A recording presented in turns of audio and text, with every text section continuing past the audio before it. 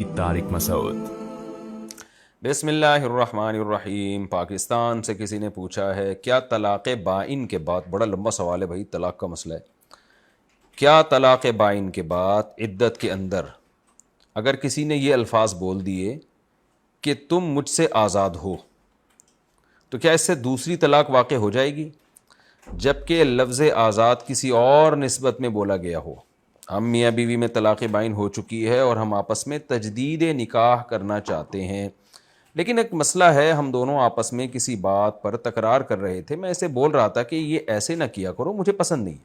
وہ جواب دیتی ہے کہ تم مجھ پر پابندی رکھنا چاہتے ہو، قید رکھنا چاہتے ہو۔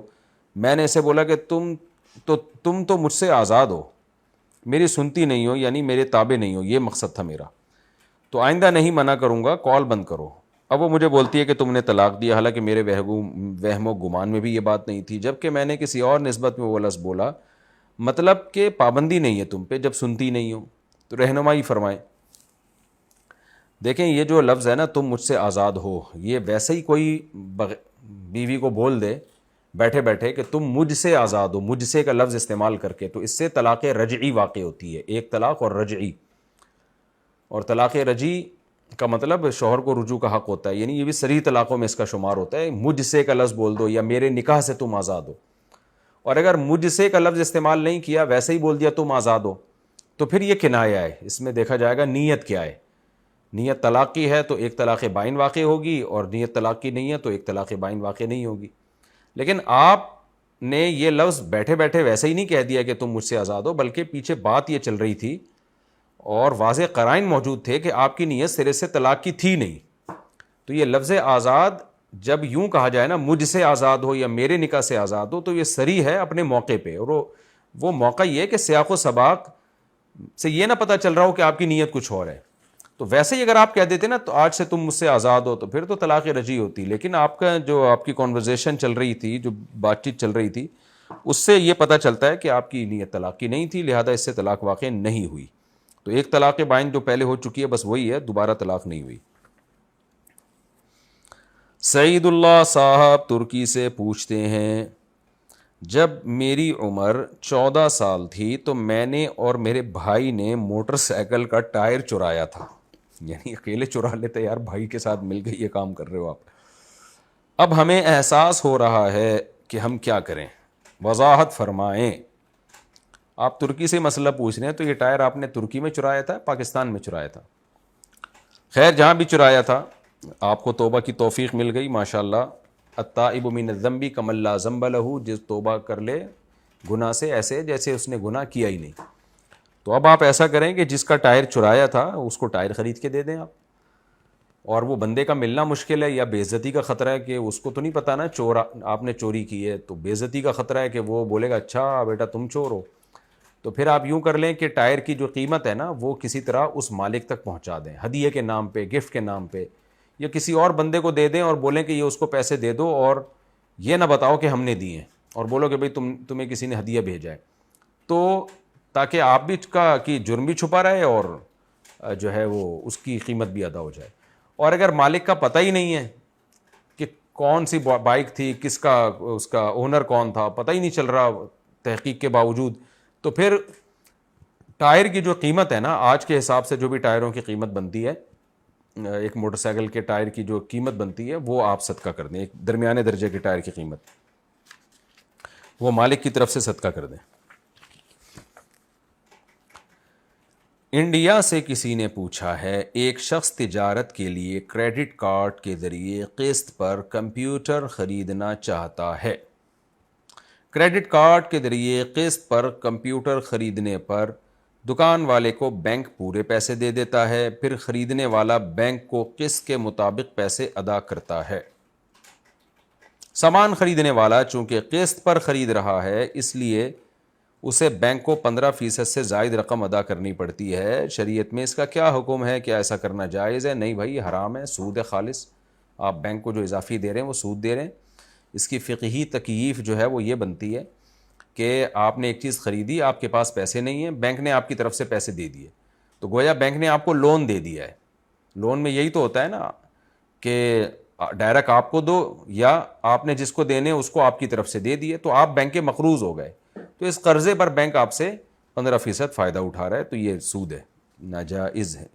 کیا کتاب کی رائلٹی اسلام میں سودی آمدنی ہے؟ امیزون پر کتابیں فروخت کرنا حلال ہے یا حرام؟ رائلٹی تو سودی آمدن نہیں ہے, جائز ہے. باقی امیزون پہ کتابیں فروخت کرنا حلال ہے حرام؟ امیزون پہ ہر جائز چیز فروخت کرنا جائز ہے, بشرطے کہ طریقہ جائز ہو. طریقہ جائز کا مطلب آپ نے جب تک کوئی چیز آپ کی ملکیت میں نہیں آئی اور پوزیشن یعنی قبضہ آپ کا نہیں ہو گیا, اور جب تک آپ کے رسک میں کوئی چیز نہیں آئی, تو آپ آگے اس کو بیچ نہیں سکتے. یا تو دو پارٹیوں کے درمیان کمیشن ایجنٹ بن کے بیچیں, اور اگر خود بیچ رہے ہیں تو یعنی دو پارٹیوں کے درمیان کمیشن ایجنٹ بن کے بیچیں گے تو کمیشن لے لیں گے آپ. پھر آپ اس میں بتائیں گے بھائی میری چیز نہیں ہے, تو میں تو فلاں کی چیز بکوا رہا ہوں, آپ کو بکوا دوں گا, تو یہ چیز ارینج کروا کے دلوا دوں گا آپ کو, اس کا مجھے اتنا کمیشن چاہیے اور میری چیز نہیں ہے یہ. اس میں جو ہے اگر وہ چیز ہلاک ہو گئی تو آپ کا نقصان نہیں ہوگا, جو کمپنی ہے اس کا نقصان ہوگا. یہ میں بار بار مسئلہ بیان کر چکا ہوں ڈراپ شپنگ کے, میرا جو مسائل ہے نا ان میں ڈراپ شپنگ کے احکام جب آپ لکھ کے سرچ کریں گے تو انشاءاللہ اس میں آپ کو اس کی ڈیٹیل مل جائے گی, قبضے سے پہلے بیچنا کا کیا حکم ہے شریعت میں. اور دوسرا طریقہ جو وہی ہے کہ آپ خود قبضہ کریں یا کسی وکیل سے اس چیز پہ کتاب پہ قبضہ کروا کے آگے فروخت کر دیں اس کو. انڈیا سے کسی نے پوچھا ہے, پیسے کمانے کے لیے کسی عالم کی ویڈیو یا آڈیو اپنے یوٹیوب چینل یا فیس بک چینل پر عالم سے اجازت لیے بغیر اپلوڈ کر سکتے ہیں یا نہیں؟ کر دیں اپلوڈ بھائی, اگر ان کی اجازت نہیں ہوگی تو وہ اسٹرائک دے دیں گے. تو آج کل تو لوگ اپلوڈ کر ہی رہے ہوتے ہیں, سارے ہی اپلوڈ کر رہے ہوتے ہیں, تو جائز ہے یہ, بشرطے کہ وہ جب اگر وہ اگلے نے پرمیشن دی نہیں ہے تو وہ خود ہی اسٹرائک دے دیں گے آپ کو. بعض لوگوں نے آٹومیٹیکلی اسٹرائک پہ کچھ کیا ہوا ہوتا ہے تو آٹومیٹیکلی اسٹرائک چلی جاتی ہے. پاکستان سے کسی نے پوچھا ہے, میرا مسئلہ یہ ہے کہ مجھے بار بار ایمان میں شک ہوتا رہتا ہے. میں قرآن میں موجود دلائل خود کو دیتا ہوں مگر پھر بھی حق کو قبول نہیں کر پاتا, اور کچھ مجھے یقین ہو جاتا ہے کہ اسلام حق ہے, پھر کچھ دیر بعد شک ہو جاتا ہے. برائے کرم جلدی مجھے حل بتائیں. آپ کو وہم کی بیماری ہے اور کچھ بھی نہیں ہے. آپ دلائل میں غور ہی نہ کریں, اچھا بھلا نماز روزہ زکوٰۃ ان چیزوں میں لگے رہیں اور نہ غور کیا کریں آپ ان دلائل میں. یہ وہم کی بیماری ہے, یہ بے ایمانی نہیں ہے, یہ کفر نہیں ہے, یہ وسوسہ ہے. اس کا ڈاکٹر کے پاس علاج ہوتا ہے ایسی چیزوں کا. تو آپ یہ جو ہے نا یہ جتنا سوچیں گے وسوسے بڑھتے چلے جائیں گے. تو اس لیے آپ سیدھا سیدھا 5 ٹائم نماز پڑھو میرے بھائی, قرآن کی تلاوت کیا کرو ثواب کی نیت سے, اور آپ جو ہے علماء کے بیانات سن لیا کریں, اور جو بھی شریعت کے حکام ہے, زکوٰۃ ہے, صدقہ ہے, ماں باپ کے ساتھ اچھا سلوک ہے, اس میں لگے رہیں. اس پہ زیادہ سوچیں نہیں. ایک دفعہ یہ دماغ کھوپڑی خراب ہو جاتی ہے نا سوچ سوچ کے, پھر سیٹنگ پہ آنا بڑا مشکل ہے, بہت ہی آؤٹ آف کنٹرول ہو جائے گی یہ کھوپڑی. تو یہ علامت سے لگ رہا ہے کہ یہ آپ کی جو علامات ہیں نا اس سے لگ رہا ہے کہ یہ وسوسہ ہے, یہ دلائل میں شک نہیں ہے, یہ وسوسہ ہے. کراچی سے کسی نے پوچھا, یہاں بہت غلط فہمی پائی جاتی ہے کہ جب عورت حالت حیض میں ہوتی ہے تو وہ کسی 1.25 مہینے والی عورت کے بیڈ پر نہیں جا سکتی اور نہ ہی لیٹ سکتی ہے. اگر حیض والی عورت کسی زچگی والی عورت کی چارپائی یا بیڈ پر بیٹھ جاتی ہے تو اس کا حمل کبھی نہیں ٹھہرتا, بار بار ضائع ہو جاتا ہے. برائے مہربانی اس بارے میں وضاحت فرما دیں. بالکل غلط بات ہے, وہم کی بات ہے. دیکھیں جو مشرکین مکہ اور آج کل کے جو بت پرست لوگ ہیں نا, یہ کیوں بتوں کی عبادت کرتے ہیں, شرک کیوں کرتے ہیں؟ اس لیے کہ ان کے دماغ میں ایک وہم بیٹھ گیا ہے کہ یار اتنے سارے لوگ بتوں کے سامنے جھک رہے ہیں تو کچھ تو ہوتا ہوگا نا. جو مزاروں پہ جاتے ہیں وہ کیوں جاتے ہیں؟ آپ دلائل کے انبار لگا دیں پھر بھی وہ جائیں گے, کہتے ہیں یار اتنے سارے لوگ جا رہے ہیں کچھ تو مزاروں سے ہو رہا ہوگا نا. تو جو مشرک جو ہے نا, جو توہم پرست ہوتا ہے, یعنی یہ وہم اور توہم پرستی ایسی چیز ہے جو انسان کو کافر بنا دیتی ہے. تو اسی طرح یاد رکھیں کہ وہم اور توہم پرستی اور بغیر دلیل کے بس فرض کر لینا چیزوں کو, یہ چیز انسان کو گمراہ کر دیتی ہے. آپ نے دیکھا ہوگا بچوں کے نظر لگتی ہے, یعنی نظر بھی نہیں لگی ہوتی, خود ہی فرض کیا ہوتا ہے کہ نظر لگ گئی ہے, اور پھر مرچیں جلا رہی ہوتی ہیں خواتین. یہ کیا ہے؟ کوئی وائرس آ گیا ہے سوسائٹی میں, کوئی جو ہے نا خواتین کے بچوں کی ماؤں کے کوئی وائرس چلا گیا ہے, اب وہ نکل نہیں پا رہا. اب ان کو سمجھا کے تھک جاؤ بھائی اس سے کچھ نہیں ہوتا, ایمان خراب ہوتا ہے ان چیزوں سے, نہیں آئی کھوپڑی میں. جو یرقان کے مریض ہیں ان کو چپلیں لٹکا دیتے ہیں گلے میں کہ وہ پیلی ہوتی رہیں گی تو یرقان نکل رہا ہے. آپ دلائل کے انبار لگا دو, ان کی کھوپڑی کبھی بھی سیٹ نہیں ہوگی, کیونکہ جو ہے نا فالٹ کوئی مینوفیکچرنگ فالٹ ہے, کوئی باپ دادا سے کوئی فالٹ چلا آ رہا ہے.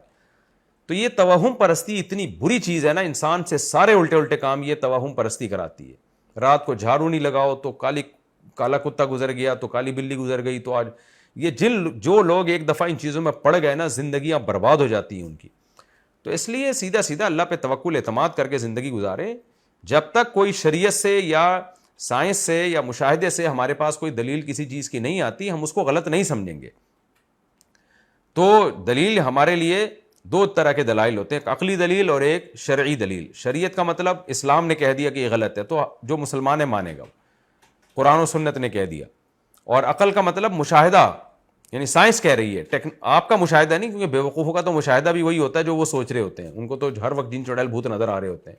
تو بے وقوفوں کا مشاہدہ نہیں ہے, مشاہدہ وہ مشاہدہ جو سائنس اور ٹیکنالوجی کا مشاہدہ ہے, جو سائنسدان کہتے ہیں, جو پڑھے لکھے لوگ کہتے ہیں, ان کا اپنا جو لیب میں ان کے مشاہدات ہیں, ان مشاہدات کی بات کر رہا ہوں. وہمیوں کے مشاہدات تو وہ صبح شام پتہ نہیں ان کو کیا کیا نظر آتا رہتا ہے. تو اس قرآن نے ہمیں کوئی چیز بتا دی ہے تو بے شک وہ مشاہدے میں نہ آئے, اللہ کا کلام برحق ہے, اللہ کے رسول نے بتا دیا, ہم اس کو بھی مانیں گے. اگر نہ اسلام بتا رہا ہے اور نہ سائنس سے ہمیں کوئی چیز پتہ چل رہی ہے تو یہ اس کا مطلب دماغ خراب ہو گیا اس بندے کا. تو ایسے توہمات کی دنیا سے آپ نکلیں. اور اس کے بغیر یہ, کیونکہ ایک وہم ہے کہ وہ 1.25 مہینے والی عورت وہاں لیٹ جائے تو یوں ہو جاتا ہے, وہ وہاں بیٹھ جائے تو یہ ہو جاتا ہے. تو ان کا وہم پھر اور بھی چیزوں میں بڑھے گا, باقی چیزوں میں بھی وہم بڑھے گا, وہ فلانا ہو جائے تو یہ ہو جائے گا, فلانا ہو جائے تو یہ ہو جائے گا. ایسے میں نے لوگ دیکھے ہیں, ان کی زندگیاں برباد ہو جاتی ہیں. پھر بنگلہ دیش سے پوچھتے ہیں, میرے پاس بزنس کے لیے کچھ پیسہ کم ہے تو میں اپنی بہن سے اس شرط پر پیسے لے سکتا ہوں کہ جو پیسہ وہ مجھے دے گی میں بزنس کر کے اس میں سے کچھ فائدہ اس کو دے دوں گا, کیا یہ سود ہوگا, یا کچھ فائدہ مقرر کر سکتے ہیں یا نہیں؟ جبکہ وہ اس بات کے لیے بھی تیار ہے کہ اگر بزنس زیادہ نہیں ہوا, مطلب کچھ فائدہ نہیں ہوا, تو وہ کم لینے پر بھی تیار ہے. تو کیا یہ ٹھیک ہے؟ نہیں بھائی, یہ بالکل ناجائز ہے. جائز طریقہ یہ ہے کہ پورا آپ جتنے پیسے اس سے لے رہے ہیں اور جتنے آپ کے لگے ہوئے ہیں, تو آپ نے جو اس کے پیسوں سے جو پروفٹ ہوگا نا, تو اس پروفٹ کو پرسنٹیج کے حساب سے ڈیوائڈ کرنا ہے آپ نے. مثال کے طور پر آپ 80 لاکھ روپے اپنی سسٹر سے لے رہے ہیں, 20 لاکھ آپ کے لگے, تو اب جو بھی کاروبار میں پروفٹ ہوگا اس پروفٹ میں 80% پروفٹ آپ نے بہن کی رقم سے کمایا ہے, کیونکہ 80% اس کا لگا ہوا ہے. تو ٹوٹل پروفٹ میں آپ یوں سمجھا جائے گا کہ آپ نے 80% پروفٹ اپنی بہن کی رقم سے کمایا ہے. تو اس 80% میں آپ اپنی بہن کو کتنا دیں گے؟ تو یہ نہیں ہو سکتا کہ کچھ دے دوں گا, نہ. اس 80% میں جو آپ نے بہن کی رقم سے کمایا ہے اس میں آپ کو طے کرنا ہے کہ بہن 20% تمہارا 80% میرا, یا 80% تمہارا 20% میرا, یا 50% تمہارا 50% میرا. تو یہ طے کرنا پڑے گا. اور اگر لاس ہوا تو لاس جو ہے 80% ہی ہوگا آپ کی سسٹر کا, کیونکہ اس کی رقم 80% لگی ہوئی ہے. تو خلاصہ یہ نکلا کہ آپ کی سسٹر جو رقم دے رہی ہیں اور آپ کی رقم, دونوں کا آپ کے پاس حساب ہونا چاہیے. دونوں کو مرج کر کے جب آپ بزنس میں لگاتے ہو تو بزنس میں جو پیسہ لگے گا اس میں جو پروفٹ ہوگا تو دیکھا جائے گا کہ آپ کی سسٹر کے پیسوں سے آپ نے کتنا کمایا ہے. تو جتنا سسٹر کے پیسوں سے کمایا اس میں سے آپ کو پرسنٹیج دینی پڑے گی, فیصد رقم دینی پڑے گی, اور یہ ابھی سے طے کرنی پڑے گی. انڈیا سے کتنے پوچھا ہے, نماز جماعت سے پہلے جب اقامت پڑھی جا رہی ہوتی ہے تو بعض لوگ بیٹھے رہتے ہیں, اقامت پڑھنے والا جب حی علی الصلاۃ حی علی الفلاح پڑھتا ہے تب کھڑے ہوتے ہیں. اس بارے میں رہنمائی فرمائے. بھائی جو سنت عمل ہے نا اس بارے میں, اور صفوں کی بہت زیادہ تاکید بھی ہے نبی صلی اللہ علیہ وسلم سے صفوں کی درستگی کی, تو اس تاکید کو بھی دیکھا جائے تو اگر اقامت میں حی علی الصلاۃ کے وقت لوگ کھڑے ہوں گے تو صفیں بہت دیر سے بننا شروع ہوتی ہیں, اس میں صفیں ٹیڑھی میڑھی ہونے کا خطرہ ہوتا ہے. اس لیے ہمارے نزدیک بہتر یہی ہے کہ پہلے سے لوگ کھڑے ہو جائیں اور اقامت جیسے ہی شروع ہو لوگ کھڑے ہو جائیں اور صفیں بنانا شروع کر دیں. کینیڈا سے کسی نے پوچھا ہے, میری ایک نند ہے, آپ خوش قسمت ہیں کہ صرف ایک ہی نند ہے آپ کی, یہیں کینیڈا میں, وہ مرتد ہو گئی ہے, استغفر اللہ, اس نے شوہر سے بھی طلاق لے لی ہے, اس کو بچے کی خواہش تھی تو اس نے ناجائز تعلقات کر کے ایک بچہ پیدا کروا لیا. بتائیے ہم اس کے ساتھ کیسا رویہ رکھیں؟ آپ کے بیان میں سنا تھا کہ مرتد کو 3 دفعہ دعوت دینی چاہیے، نہ مانے تو اس سے لا تعلق ہو جانا چاہیے، مگر یہاں کچھ علماء کہتے ہیں کہ تعلق ختم کر دیں گے تو تھوڑی بہت دین کی بات سنانے کا موقع بھی نہیں ملے گا۔ ہم الحمدللہ دعوت و تبلیغ سے جڑے ہوئے ہیں، بچوں کی بھی دینی پرورش کر رہے ہیں۔ میں نن سے تعلق قائم نہیں رکھنا چاہتی تھی تاکہ میرے بچوں پہ برا اثر نہ پڑے، میں صرف اللہ کی رضا اور اس کی ناراضی سے بچنا چاہتی ہوں۔ اگر اللہ کی رضا نند سے بات کرنے میں ہے تو میں ضرور اچھا رویہ رکھوں گی، بہت کنفیوزڈ ہو گئی ہوں۔ میرے شوہر بہت نرم طبیعت کے ہیں، نند کا فون آتا ہے تو وہ اس سے بات کر لیتے ہیں، میں تو اب بات نہیں کرتی، ساس سسر کی طرف سے پریشر ہے کہ بات کروں، کیا کروں؟ بتائیے صورتحال میں مجھے اور میرے شوہر کو کیا کرنا چاہیے؟ 2-3 دفعہ محبت سے سمجھانے کی کوشش کریں، اگر نہیں مانتی تو بالکل قطع تعلق کر دیں، کیونکہ اس سے اثرات آپ کی اولاد پر، آپ کے خاندان پر پڑیں گے۔ حدیث میں جہاں الحب فی اللہ ہے تو البغض فی اللہ بھی ہے۔ اسلام چھوڑ دینا کوئی معمولی جرم نہیں ہے۔ ہم نہیں کہہ رہے کہ آپ ان کو مارے دھاڑیں، ان کو ٹارچر کریں، کچھ نہ کریں، کوئی کسی پہ آپ کوئی سختی نہ کریں، لیکن تعلق ختم، بالکل قطع تعلق۔ اور شریعت میں وراثت میں بھی ایسی خاتون کا کوئی حصہ اپنے ماں باپ کی وراثت میں بھی نہیں ہے۔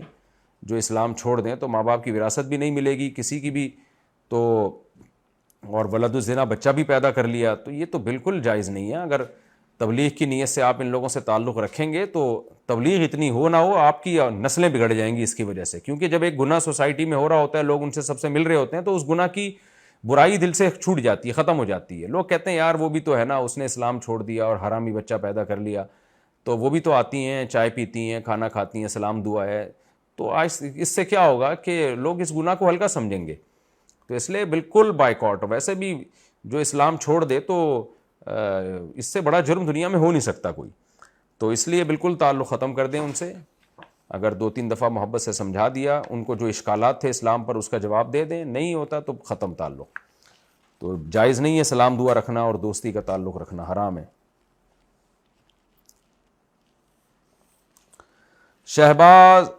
شہباز کریم خان، فرخ آباد، یو پی، انڈیا سے، میرا کھاتا SBI میں ہے اور اس میں ٹھیک ٹھاک پیسہ ہے، ماشاء اللہ الحمدللہ، مگر اس کے ساتھ سود بھی جڑ کے آتا ہے۔ میرے دل میں وسوسہ ہے کہ میرے پیسے حرام تو نہیں ہو گئے، ہر سال سود ملتا ہے، اب اسٹیٹمنٹ نکلوانے جاتے ہیں تو بینک والے ٹال دیتے ہیں، کیا میرا پیسہ حرام ہو گیا ہے؟ پیسہ تو حرام نہیں ہے، پیسے میں حرام شامل ہو رہا ہے جو سود کی رقم ہے۔ تو آپ نے سودی بینک میں اکاؤنٹ کھولا کیوں؟ آپ اسلامک بینک میں اکاؤنٹ کھولیں، اب تو اسلامک بینکنگ بہت رائج ہو گئی ہے الحمدللہ، اور جو رقم سود کی شامل ہو رہی ہے اس کو نکال کے صدقہ کر دیں ثواب کی نیت کے بغیر۔ تو جو اصل رقم آپ نے بینک میں رکھوائی ہے وہ تو حلال ہے، وہ حلال ہی رہے گی، لیکن جو اضافی سود مل رہا ہے وہ سود آپ بینک میں رکھیں نہیں، بلکہ سود نکالیں اور نکال کر ثواب کی نیت کے بغیر کسی بھی خیر کے کام میں صدقہ کر دیں۔ پاکستان سے کسی نے پوچھا ہے جی، کم سے کم، اچھا یہ پہلا والا سوال جو شہباز کریم نے پوچھا ہے انڈیا سے پوچھا ہے، انڈیا میں تو میرا خیال اسلامک بینکنگ نہیں ہے، تو وہاں تو مجبوری ہے بینک میں پیسہ رکھنا، پھر تو آپ وہاں بس یہی کریں کہ جو سود ہے وہ نکال کے ثواب کی نیت کے بغیر صدقہ کر دیں۔ پاکستان سے کسی نے پوچھا ہے کم سے کم کتنے سونے پر زکوٰۃ واجب ہوتی ہے اور کس ریشو سے؟ برائے مہربانی وضاحت فرما دیں۔ دیکھیں آپ کے پاس صرف اگر سونا ہی ہے، نہ کرنسی ہے، پیسہ بھی نہیں ہے، چاندی بھی نہیں ہے، تجارتی مال بھی نہیں ہے، صرف سونا ہی ہے، تو پھر 7.5 تولے پر ہوتی ہے۔ لیکن آج کل کوئی ایسا بندہ ہوتا نہیں ہے جس کے پاس صرف سونا ہو، یا کوئی خاتون ایسی نہیں ہوتی، سونے کے ساتھ کچھ نہ کچھ پیسے ہوتے ہیں، تو اس لیے اب سونے کا نصاب ختم ہو گیا، اب چاندی کا نصاب چلتا ہے۔ تو 52.5 تولے چاندی کی جو بھی قیمت ہے پاکستان میں شاید 1-1.5 لاکھ روپے چل رہی ہے، تو وہ دیکھ لیں نیٹ پہ سرچ کر کے، اور یہ پاکستان سے ہی پوچھا ہے۔ تو اس مالیت کا بھی سونا ہوگا نا تو زکوٰۃ واجب ہو جائے گی، اور زکوٰۃ 2.5% ہوتی ہے، یعنی ٹوٹل مالیت کو آپ 40 سے ڈیوائڈ کریں گے تو 2.5% نکل آئے گا۔ انڈیا سے میرا سوال یہ ہے کہ جس طرح تعویذ لٹکانا حرام ہے تو کیا اسی طرح آیت الکرسی یا کوئی دعا وغیرہ پرس یا گاڑی میں لٹکانا یا رکھنا جائز ہے یا نہیں؟ دیکھیں شرکیہ تعویذ لٹکانا حرام ہے، اگر تعویذ میں شرکیہ الفاظ نہیں ہے، آیت الکرسی لکھی ہوئی ہے، بسم اللہ لکھی ہوئی ہے، تو وہ لٹکانا حرام نہیں ہے۔ البتہ شریعت میں تعویذ گنڈوں کو اور تعویذوں کو پسند نہیں کیا گیا، اللہ پہ توکل کا تقاضا یہی ہے کہ تعویذ چاہے قرآنی آیات پر ہی مشتمل ہو وہ بھی استعمال نہ کیا جائے۔ اللہ کا شکر ہے میرا اپنا عمل بھی یہی ہے، اور ہم نے اپنے والدین کو بھی اسی طرح دیکھا، اپنے باپ دادا کو بھی اسی طرح دیکھا، کبھی تعویذ نہیں لٹکایا، اور اپنے اکابر کو بھی اسی طرح ہم نے دیکھا ہے۔ تو اس سے بچیں آپ اس عمل سے، کیونکہ جو لوگ اس طرح تعویذ لٹکاتے ہیں نا تو وہ پھر وہ وہم کی جو ہے نا، پھر وہ اللہ پہ جو توکل میں کمی آتی ہے وہ پھر ختم نہیں ہوتی، پھر ان کے کبھی دھاگے، کبھی پاؤں پہ انگوٹھے پہ دھاگے، کبھی فلانے دھاگے۔ تو تعویذ ایک ایسی چیز ہے جس کی حوصلہ شکنی کرنی چاہیے۔ باقی یہ کہ کوئی اگر قرآن کی آیتیں لکھی ہوئی ہیں یا دعائیں لکھی ہوئی ہیں جس کا مضمون شرکیہ نہیں ہے، اللہ کی حمد و ثنا ہے اس میں، تو وہ تعویذ لٹکانا حرام نہیں کہا جا سکتا اس کو۔ حدیث میں جس تعویذ کو شرک کہا گیا ہے تو ظاہر ہے شرک تو وہی تعویذ ہوگا نا جس میں شرکیہ الفاظ ہوں گے، یہ شرکیہ مضمون ہوگا اس کا، لیکن آیتیں وغیرہ بھی لکھی ہوں تو اس سے اجتناب کریں آپ۔ بہت زیادہ ہے تو رقیہ کر لینا چاہیے، رقیہ آیت الکرسی پڑھ کے دم کر دیا، سورہ فاتحہ پڑھ کے دم کر دیا، تعویذ گنڈوں سے بچنا چاہیے۔ عابد صاحب قطر سے پوچھتے ہیں، اگر عورت کسی لڑکے سے پیار کرتی ہو اور اس کی شادی زبردستی کسی اور جگہ کر دی جائے، اگر وہ اپنے شوہر سے طلاق مانگے اور شوہر طلاق نہ دے تو عورت کو کیا کرنا چاہیے؟ صبر کرنا چاہیے، اپنے میاں کے ساتھ گزارا کرنا چاہیے۔ زبردستی شادی کیوں کی ہے؟ نہ کرتی، جب اس پہ دباؤ ڈالا تھا بول دیتی میں نے نہیں کرنی، تو ہمت دکھاتی نا۔ وہاں تو قبول لیا، تو اب قبول لیا تو اپنی یعنی جو ہے وہ قبولہ ہے تو اب اس کو چلائے آگے، کیونکہ نکاح طلاق ایسی چیز ہیں جو زبان سے ادا کرنے سے ہو جاتے ہیں۔ تو اگر کسی کو نہیں پسند ہے کوئی تو قبول ہی نہیں، بھائی بولے جو مرضی کرنا ہے میں نہیں قبولوں گی۔ تو اب شوہر سے اگر طلاق مانگ رہی ہے دے دے طلاق تو ٹھیک ہے، نہیں دے گے تو پھر صبر کرے اسی کے ساتھ۔ ویسے شوہر کو چاہیے کہ ایسی عورت جو طلاق مانگ رہی ہو، کسی آپ سے کہہ رہی ہو کہ میں فلاں سے پیار کرتی ہوں، تو شوہر کو چاہیے چھوڑ دے اس کو۔ ایسی خاتون کو طلاق دینے کی حدیث میں ترغیب ہے کہ جو شوہر کو پسند نہیں کر رہی اور اس سے طلاق مانگ رہی ہے، ترغیب یہی ہے، فرض نہیں ہے شوہر پہ لیکن ترغیب یہی ہے کہ چھوڑ دینا چاہیے، کیونکہ فائدہ نہیں ہے نا ایسی شادی چلانے کا آگے۔ امریکہ سے کسی نے پوچھا، اسلام میں دوسری شادی کی اجازت انصاف کی شرط کے ساتھ ہے، میں اگر دوسری شادی پاکستان میں کروں تو میں انصاف کیسے کروں گا؟ میں سید ہوں، میری بیوی بھی سید خاندان سے، اگر دوسری بیوی سید سے نہ ملی تو مجھے دوسری شادی کرنی چاہیے یا نہیں؟ میں تو سب کو ترغیب دیتا ہوں بھائی کرنی چاہیے، اور عدل بھی کرنا چاہیے ساتھ میں۔ پھر باقی یہ کہ یہ تو مسئلہ نہیں ہے کہ دوسری بیوی سید ہے یا نہیں ہے، اس سے کوئی فرق نہیں پڑتا، بے شک غیر سید ہو۔ باقی یہ ہے کہ عدل کیسے کریں گے، یہ ایک بڑا معقول سوال ہے، کیونکہ آپ جب رہیں گے کہاں رہتے ہیں آپ؟ امریکہ سے پوچھ رہے ہیں، آپ امریکہ میں رہتے ہیں، دوسری بیگم پاکستان میں، تو جتنی راتیں پہلی بیگم کے ساتھ گزاریں گے اس دوسری شادی کے بعد، اتنی ہی راتیں دوسری کے ساتھ بھی گزارنی پڑیں گی آپ کو، ورنہ بے عدلی ہوگی۔ تو اگر یہ ممکن ہی نہیں ہے تو آپ سیکنڈ وائف کو پہلے سے بتا دیں کہ بھئی میں چونکہ امریکہ میں رہتا ہوں، سال میں ایک آدھ مہینے کی چھٹی کے لیے آتا ہوں، تو میں ایک آدھ مہینہ ہی آپ کے ساتھ گزار پاؤں گا، تو اگر آپ اس پہ ایگری ہو تو میں آپ سے شادی کرتا ہوں، ادروائز میں شادی نہیں کرتا۔ تو اگر دوسری وائف آپ کی ایگری ہو جاتی ہے کہ ٹھیک ہے جی آپ میرے ساتھ کم ٹائم اسپینڈ کیجئے گا، کیونکہ آپ مسافر ہیں، آتے ہیں، کم ٹائم ہوتا ہے، تو پھر جائز ہے، پھر آپ باریاں پوری نہ دیں اس کو، تو یہ اس کا مسئلہ ہے۔ وہ اگر پرمیشن دے دیتی ہے تو یہ باریاں معاف ہو جائیں گی، پرمیشن نہیں دیتی تو باریاں معاف نہیں ہوں گی۔ تو اس صورت میں پھر آپ شادی نہ کریں اس سے، بولے بھائی میں اسی سے کروں گا جو باریاں معاف کرے، کیونکہ میں ٹائم نہیں دے سکتا۔ احمد رجیب بنگلہ دیش سے، وہ عورت جس کو حیض نہیں آتا یا ایک مہینہ آتا ہے پھر کبھی کسی وقت آتا ہے، اس کا کوئی وقت مقرر نہیں ہے، کبھی آتا کبھی نہیں آتا ہے، تو پھر وہ عورت عدت کیسے گزارے؟ اس کو ایک حیض آیا دوسرا نہیں آ رہا، کیا اس صورت میں وہ لڑکی کوئی دوا وغیرہ کھا کر حیض لا سکتی ہے؟ اور اگر دوا لینے کے بعد بھی اس کا دم یعنی خون نہیں آ رہا تو پھر کیا کرے؟ بہت پہلے جو اس کی عادت تھی وہ چھوٹ گئی ہے۔ دیکھیں جب تک حیض کا امکان ہے نا عورت کا، آئسہ میں داخل نہیں ہوتی۔ آئسہ کہتے ہیں وہ عورتیں جن کو اب حیض بند ہو گیا، بس بڑھاپے کی وجہ سے یا بیماری کی وجہ سے اب مایوس ہو گئی ہیں کہ اب نہیں آئے گا حیض، تو ان کی عدت 3 مہینے ہے۔ لیکن جس کو حیض آ رہا ہے، چاہے وہ سال میں ایک دفعہ بھی آتا ہو، تو اس کی عدت 3 مینسز ہی ہے۔ جب تک 3 دفعہ کمپلیٹ مینسز نہیں آئیں گے عدت ختم نہیں ہوگی۔ ہاں میڈیسن لی جا سکتی ہے حیض لانے کے لیے تاکہ یہ جلدی جلدی حیض آئے اور عدت ختم ہو جائے۔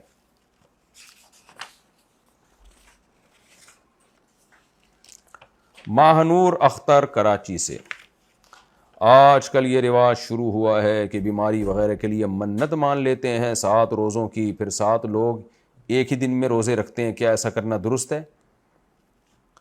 بھائی جس نے منت مانی کہ میں 7 روزے رکھوں گا تو 7 روزے وہ رکھے گا، اس کی طرف سے کوئی اور نہیں رکھ سکتا۔